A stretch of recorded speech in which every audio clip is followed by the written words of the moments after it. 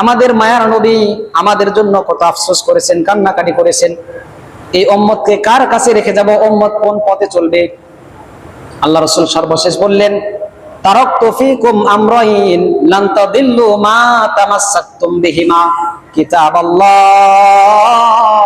ওয়া সুন্নাতু রাসূলি।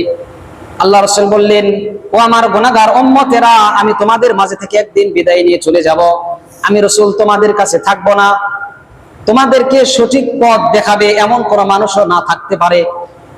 সঠিক কথা বলবে, সঠিক দিন তোমাদেরকে বোঝাবেন এমন মানুষ না থাকতে পারে। এমন একটা সময় আসবে, অটোমেটিকলি এমন একটা সময় তোমাদের কাছে আসবে, যে সময় কোনো ভালো মানুষ পাইবা না, যে মানুষেরা তোমাদেরকে ইসলামের পথে দাওয়াত দিবে, এক আল্লাহর পথে দাওয়াত দিবে, তাওহীদের পক্ষে দাওয়াত দিবে, নামাজের জন্য দাওয়াত দিবে, এমন মানুষ পাইবা না।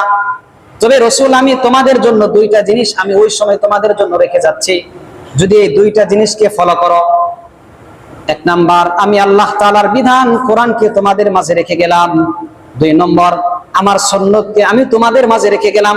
যদি এই দুইটা জিনিসকে তোমরা আঁকড়িয়ে ধরো, আমি আমার মৃত্যুর পরে যদি কোনো বান্দা এই দুইটা জিনিসকে আঁকড়িয়ে ধরে, দুইটা জিনিস দ্বারা পথ প্রদর্শন করে, এই দুইটা জিনিসকে সামনে রেখে চলে, আল্লাহ রাসূল সাল্লাল্লাহু আলাইহি ওয়াসাল্লাম বলেছেন, তাহলে কোরআন এবং হাদিস তোমাকে জান্নাত পর্যন্ত পৌঁছে দেবে। জোরে জোরে বলুন না সুবহানাল্লাহ। আল্লাহ রাসূল বলেন, মিশকাত শরীফের মধ্যে হাদিস আছে, আল্লাহ রাসূল সাল্লাল্লাহু আলাইহি ওয়াসাল্লাম বলেন, ইউশিকু আন ইয়াতিয়া আলান নাসি জামানুন। আল্লাহ রাসূল সাল্লাল্লাহু আলাইহি ওয়াসাল্লাম বলেন, বান্দা, অচিরেই তোমাদের সামনে এমন একটা সময় আসবে, ইউশিকু আন ইয়াতিয়া আলান নাসি জামানুন, অচিরেই মানুষ তোমাদের সামনে এমন একটা জামানা আসবে, এমন একটা সময় আসবে, এমন একটা সময়ের সম্মুখীন তোমরা হবা। সেই সময়টা দেখবা, লা ইয়াবকা মিনাল ইসলামি ইল্লা রাসমুহু। হাবিবে কিবরিয়া বলেন, এমন একটা সময় তোমরা আসবে, যেই সময় তোমরা দেখবা সারা পৃথিবীতে, সারা দুনিয়াতে শুধু ইসলামের নামটা থাকবে, শুধু মুসলমানের নামটা থাকবে। তবে প্রকৃতপক্ষে মুসলমান হতে হলে কি কাজ করা লাগবে, কোন পথে চলা লাগবে, এটা থাকবে না। লা ইয়াবকা মিনাল ইসলামি ইল্লা ইসমুহু, শুধু ইসলামের নামটা থাকবে, কিন্তু কার্যকলাপ থাকবে না।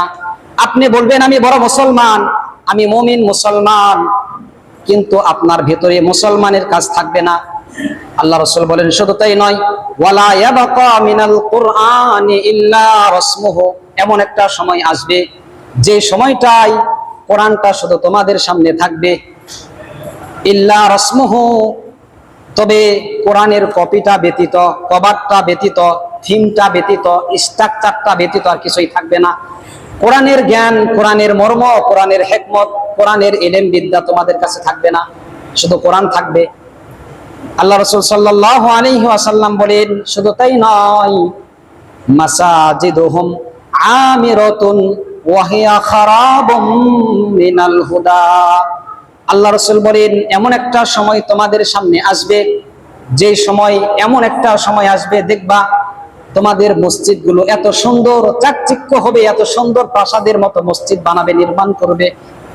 মাসাজিদুহুম আমিরাতুন, তোমাদের মসজিদটা এত সুন্দর প্রাসাদের মতো ঝলঝল করবে, উজ্জ্বল করবে, লাইটিং সার্ভিস থাকবে, টাইলস দ্বারা সুন্দর করে সাজানো হবে, এত সুন্দর করে মসজিদটাকে প্রাসাদের মতো বানানো হবে।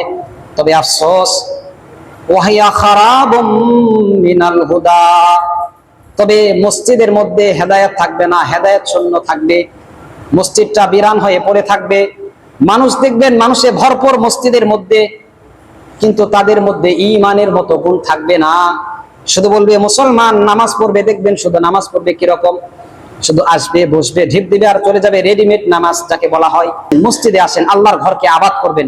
আল্লাহর ঘর মসজিদ, মুসলমানদের কাজ মসজিদ বানানো নয়, মসজিদকে পাকা করা নয়, মসজিদকে টাইলস করা নয়, মুসলমানদের কাজ এগুলো নয়। তবে মুসলমানদের কাজ কি? মসজিদকে আবাদ করা। মুসলমানদের কাজ কি? মসজিদকে, আর মসজিদকে আবাদ করবেন তিনটা জিনিস দ্বারা। কয়টা জিনিস দ্বারা? এক নাম্বার নামাজ, দুই নাম্বার জিকির, তিন নাম্বার তেলাওয়াত। এই তিনটা জিনিস দিয়ে মসজিদকে আবাদ করবেন। দেখেন না রাসূলের জামানার মসজিদটা কেমন ছিল, খেজুর পাতার ছাউনি, খেজুর পাতার ডালের বেড়া, বৃষ্টি আসলে বৃষ্টির পানি পড়ে, সাহাবীরা যখন নামাজ পড়তেন কাদায় নষ্ট হয়ে যাইতো জামা কাপড়। মসজিদটা কাঁচা ছিল, ইমানটা বড় পাকা ছিল, তাই না? আর আমাদের মসজিদটা পাকা, মসজিদটা সুন্দর, আমাদের ইমানটা বড় কাঁচা।